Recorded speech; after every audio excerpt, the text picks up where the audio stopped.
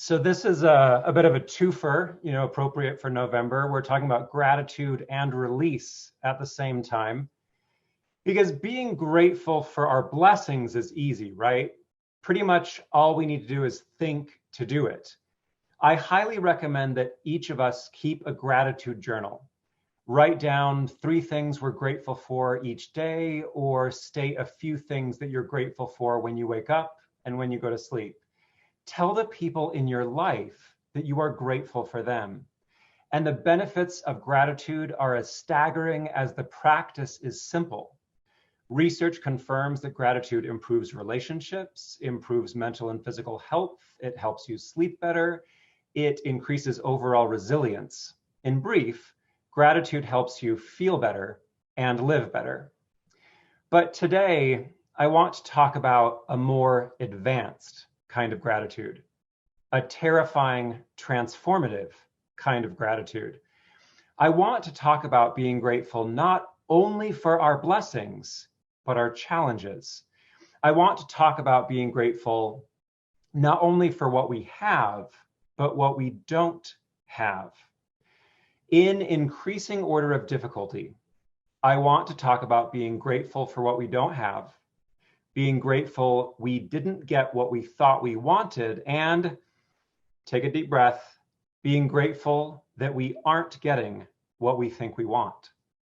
Perhaps even being grateful for what we genuinely and fervently want.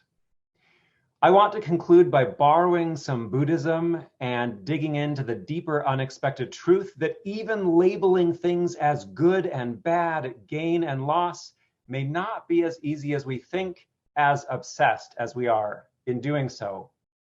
Why on earth should we put ourselves through this? Well, first, we don't have much of a choice. Reality is what it is, much to our chagrin. But also, the reward for all this work, all this training of gratefully letting go, is that through this release, we are able to relax into our best divine selves. The reward for this challenging practice of advanced gratitude is we engage with reality as it is and with ourselves as we can be. Let's start with being grateful for what we don't have. Human nature is pretty lazy and forgetful most of the time, so cultivating gratitude requires mindfulness and practice. We don't realize what we have until it's gone, as the cliche wisdom goes. We have to practice gratitude until it becomes a habit.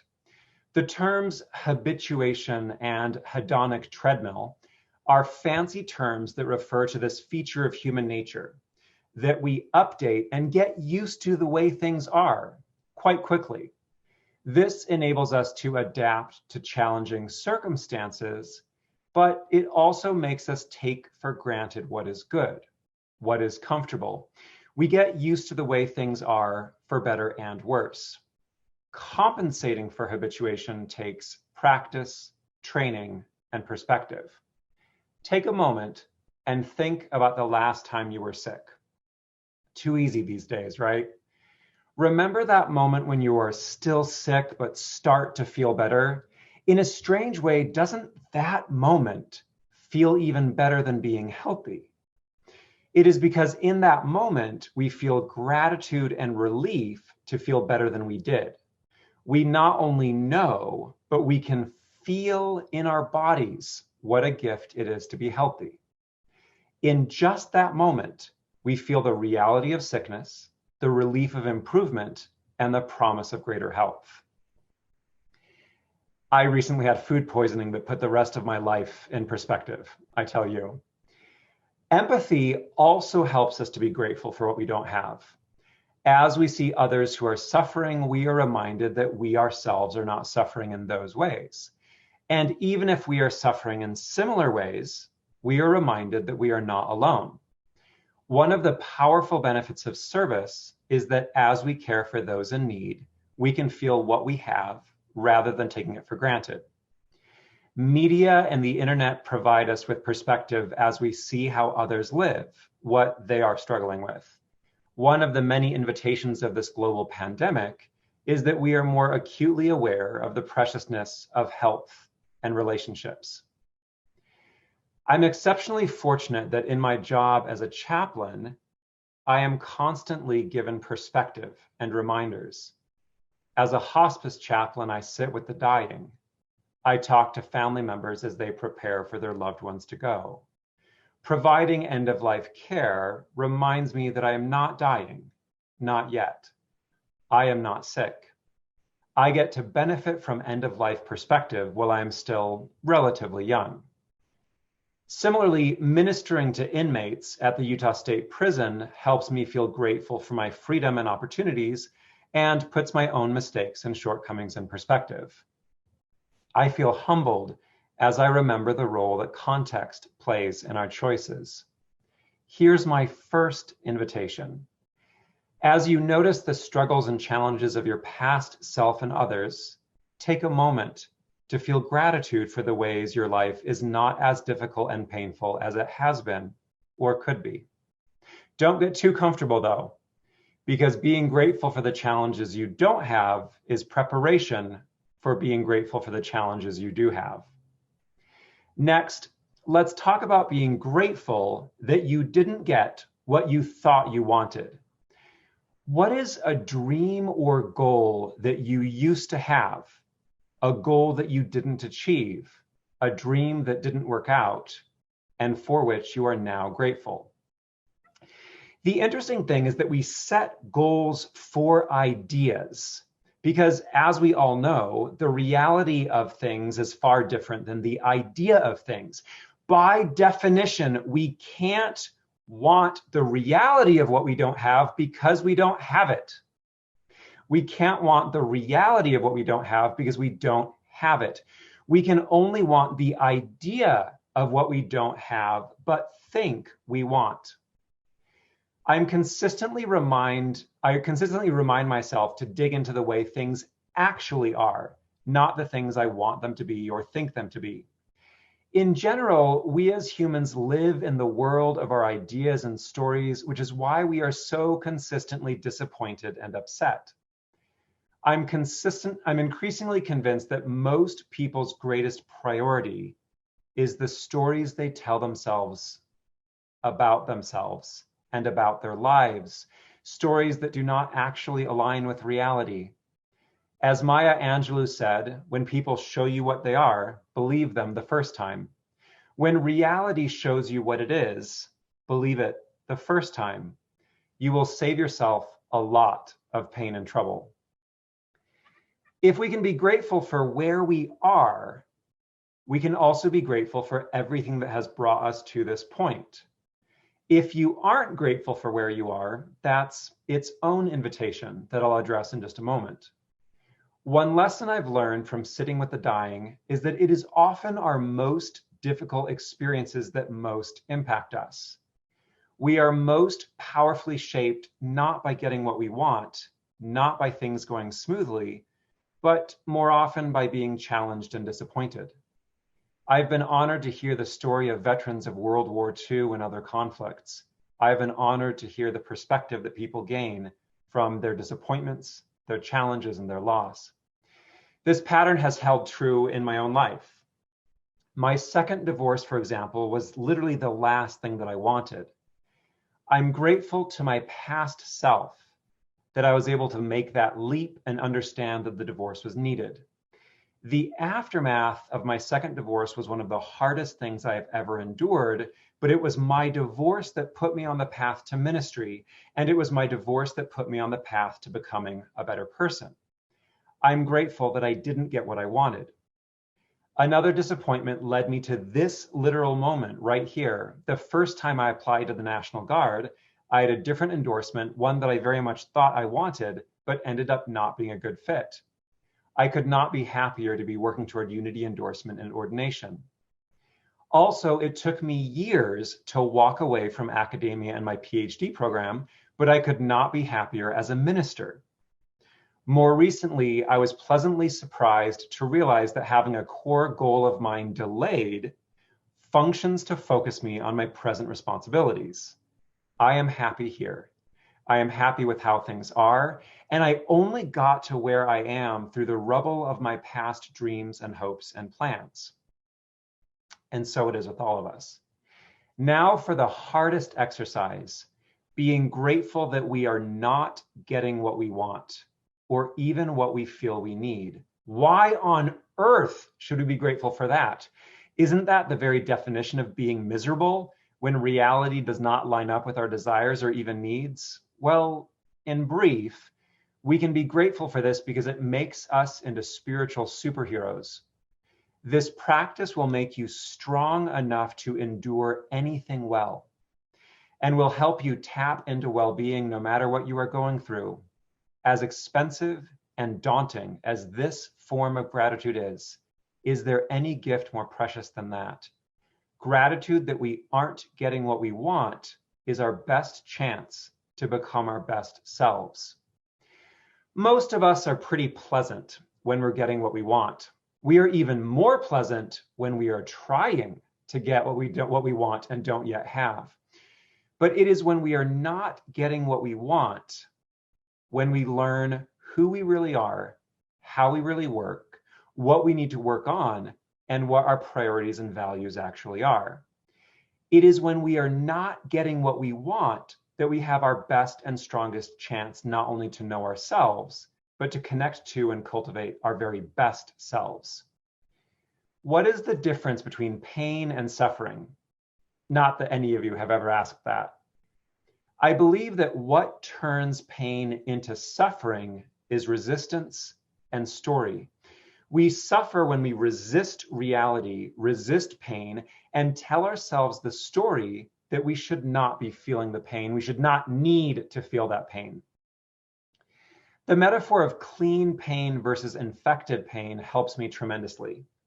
I can let myself hurt as much as I do and will by not resisting it, not telling stories about it. I just let the pain be what it is. It isn't pleasant, but I am experiencing pain in its cleanest form. A practice that has most helped me is that I've learned to work toward my goals without needing a particular outcome.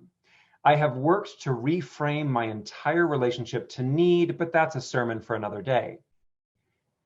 I remind myself that I need nothing so I can savor everything.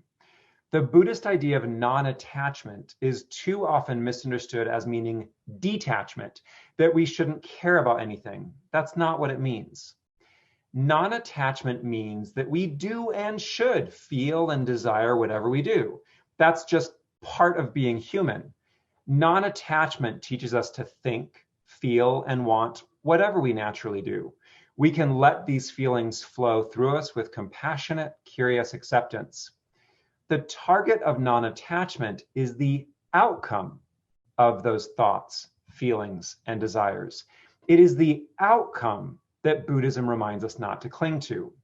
Non-attachment, simply put, invites us to want nothing other than what is. To want nothing other than what is. Or at least be attached to nothing other than what is. Pushing a little farther, and trust me, I resisted this. Buddhism teaches us to love what is, love reality, want nothing else.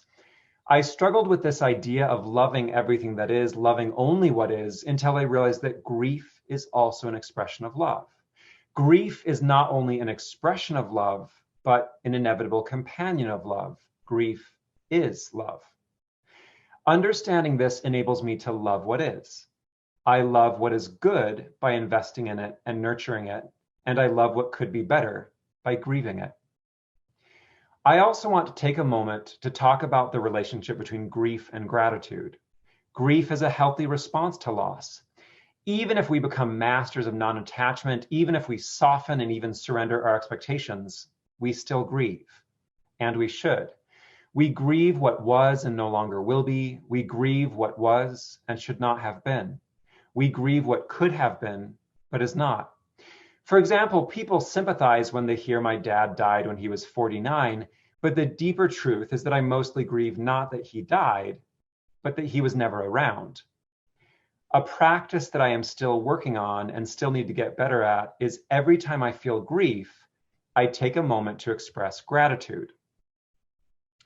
Jesus taught us to bless those who hurt and persecute us, to forgive always and every time. The truth beneath this teaching is that blessing and forgiveness isn't for the other person, it is for ourselves. I have found this to be a powerfully healing practice. When I think of those I miss, I express gratitude for the time I had with them. When I think of those who have hurt me, I express forgiveness and blessing. When I think of relationships that could have been better, I resolve to improve my own relationships. For example, thinking of myself as my Father's afterlife and redemption has brought me peace and motivation. As we cultivate a practice of blessing and gratitude and forgiveness, our souls will be in alignment with divine and healthy principles, and we can experience peace and wellness independent of what others do to us, independent of what we are going through. I think this is the best interpretation of the passage in the Gospel of John when Jesus says, we will have water of life that flows from us. We become our own sources of well-being. We can live joyful, abundant lives because of who we are rather than what is happening around us. There is no peace more powerful than knowing we can find it and cultivate it ourselves, independent of circumstance. Drawing from the wisdom of Gandalf, for example, when Frodo told him, I wish that it need not have happened in my time, all of this war and suffering, Gandalf responded, so do I, and so do all who live to see such times, but it is not for them to decide. All we have to decide is what to do with the time that is given us. Let's take a bit of a step back now. One crazy thing about our limited human perception is that we can't actually label things as good and bad. Sure, in any given moment, we may like or dislike what is happening. We may be angry, and we may be right to like or dislike or be sad or angry, but we can't actually know whether something is beneficial or harmful because we see the big picture only in hindsight and maybe not even then. There's a Chinese story of a farmer and horse that illustrates this principle. I'll share the version retold by Alan Watts. Once upon a time, there was a Chinese farmer whose horse ran away. That evening, all his neighbors came around to commiserate. They said, we are so sorry to hear your horse has run away. This is most unfortunate. The farmer said, maybe. The next day, the horse came back, bringing back 7 wild horses with it. And in the evening, everybody came back and said, oh, isn't that lucky? What a great turn of events. Now you have 8 horses. The farmer said again, maybe. The following day, his son tried to break in one of the horses, and while riding it, he was thrown and broke his leg. The neighbors then said, oh dear, that's too bad. And the farmer responded, maybe. The next day, the conscription officers came around to conscript people into the army, and they rejected his son because he had a broken leg. Again, the neighbors came around and said, isn't that great? Again, he said, maybe. The whole process of nature is an integrated process of immense complexity, and it's really impossible to tell whether anything that happens in it is good or bad, because you never know what will be the consequence of the misfortune, or you never know what will be the consequences of good fortune. This is not about silver lining things, something Brené Brown discourages. This is about taking seriously the whole picture. We can and should feel our feelings, including grief, disappointment, and anger, but as we keep those feelings clean, as we let ourselves feel them fully, we have more space to consider the blessings and benefits even of our hardest experiences. One of the most useful truths that we can know in life is I can get through hard things. I can do hard things and be okay. I can be okay with not being okay. It is not enough to know this in our minds. We need to know this all the way down in our bodies and souls. I want to conclude by talking about how unity goes even deeper than Buddhism. This is one of my favorite concepts. I have learned to love denials. Buddhism teaches to love reality. Unity teaches that reality is love. Buddhism helped me see that I can let go of loss. Unity is making me wonder whether loss even exists in an absolute sense. With the training of gratitude for what we don't have, we are ready to let go of what is not truly us, to release everything short of our best selves. American culture encourages us to want, to never be satisfied, to keep up with our neighbors and buy the best and biggest stuff. Even Christianity teaches to work to be good enough to work toward perfection, or at least acknowledge our damnation so that we can accept grace and salvation. When people ask me what unity is, because they've never heard of it, right? My favorite definition is a thorough commitment to life and love. I thrill at the radical teaching that we don't need to work toward salvation. We don't even need to be saved. We are already saved. We are already divine. We simply need to release everything short of that divinity within us. I love the story told of Michelangelo when he was asked how he carved the David and his other masterpieces. Michelangelo said, in Italian, "The sculpture is already complete within the marble block. Before I start my work, it is already there. I just have to chisel away the superfluous material." Unity teaches to let go. Unity teaches us to deny, release, breathe out everything short of our divinity. You are already divine. You are already perfect. You are already the masterpiece in the marble. This week, practice naming what is as cleanly and clearly as possible. Name what is happening. Name how you are feeling. Maybe name the next right step. And then stop there, at least for a moment. Take a moment to be grateful. Take a moment to be grateful that we get to show up to this moment and each moment. Take a moment to be grateful for the ways it could be worse. Take a moment to be grateful for all the difficult things you have been through, all the difficult things that have made you what you are. Take a moment for the opportunity to show up to life, show up for yourself, show up to others, and show up to reality exactly as it is in this moment. I want to close with a poem from one of my favorite poets, David Whyte, "To Break a Promise," radically, a radical invitation. To break a promise, make a place of prayer, no fuss. Just lean into the white brilliance and say what you needed to say all along. Nothing too much, words as simple and as yours and as heard as the bird song above your head or the river running gently beside you. Let your words join one to another the way stone nestles on stone, the way water just leaves and goes to the sea, the way your promise breathes and belongs with every other promise the world has ever made. Now, leave them to go on. Let your words carry their own life without you. Let the promise go with the river. Have faith, walk away. So let it be, because it already is.